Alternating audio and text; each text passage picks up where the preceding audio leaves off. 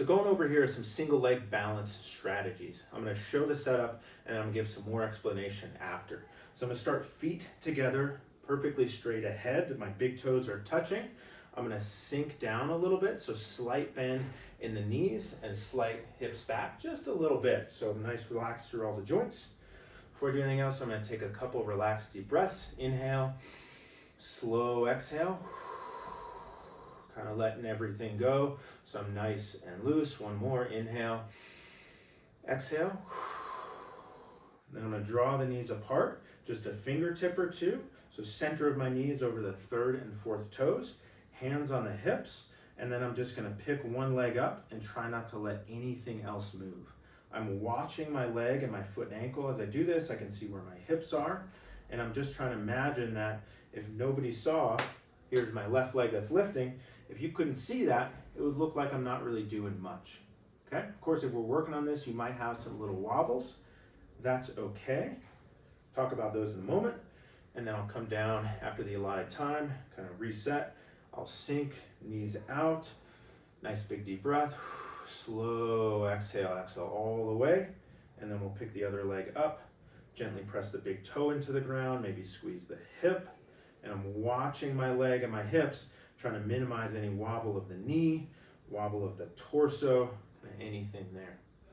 So a little bit deeper, I know this looks very straightforward, but balance is linked to so many positive things that people come to see me for. Longevity, quality of life, athletic performance, injury risk, injury rehabilitation. And so it's something I assess in almost everybody, even shoulder and neck pain. Imagine you're walking on a slippery surface. Most people are going to tense up a little bit.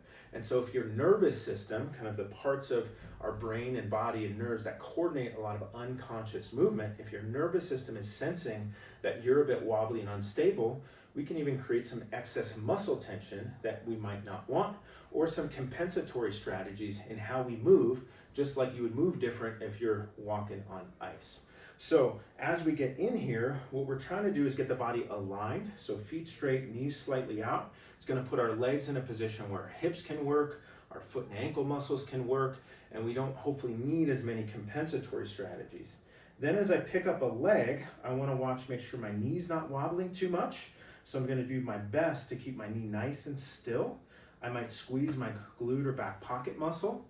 I'm going to take some deep breaths throughout, so that way my nervous system isn't ramping up into too much tension. So throughout this, take some nice, calm, deep breaths. We don't need more tension than necessary to balance on one leg.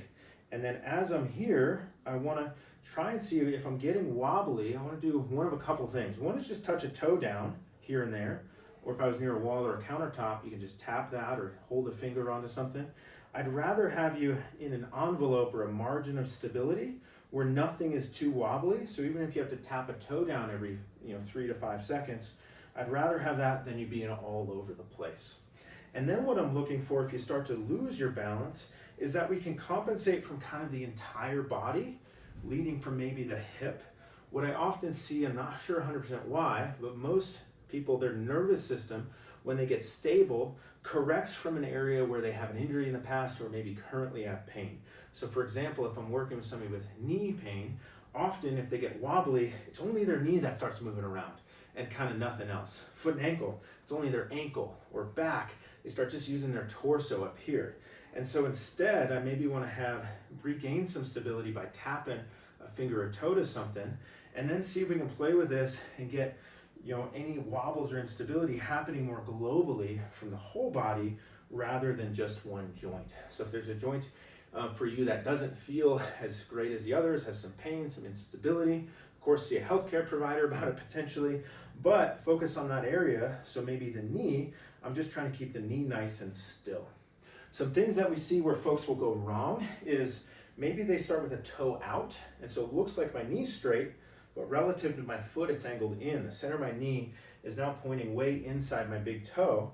That puts me in a position where it's hard to use my hip, hard to use maybe my foot and ankle, and a lot of pressure or force can go on the knee. So then I end up using my knee and maybe my low back to balance.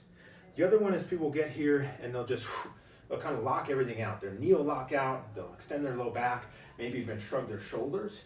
And that is now hard to use kind of any muscle effectively to stabilize. And so that's why we sink, take a deep breath, so we don't not creating excess tension in this position, and we're not locking the knee or any other joint out. We're not hyperextending anything. Then the other one I see is kind of a hip or torso deviation. So as I pick the knee up, sometimes I see this pocket on that side drop, or I see a lean to the side. Those are both signs that you're maybe not using the hip muscle on that side. So as I sink, hands here, I want to kind of in my peripheral vision not see my hand drop to the ground or my torso and shoulders shift. So potentially doing this in a mirror if you have to. So I know that's a big kind of diatribe on how to balance. Not saying you're balancing wrong, but there's some strategies we can use to improve stability. It might feel harder at first, but you'll have more long-term progress. We get the knees out, because if the knees wobbling in, that's not going to be stable. So feet together, straight, draw out, sink, exhale. Try and keep that nice relaxed breathing throughout.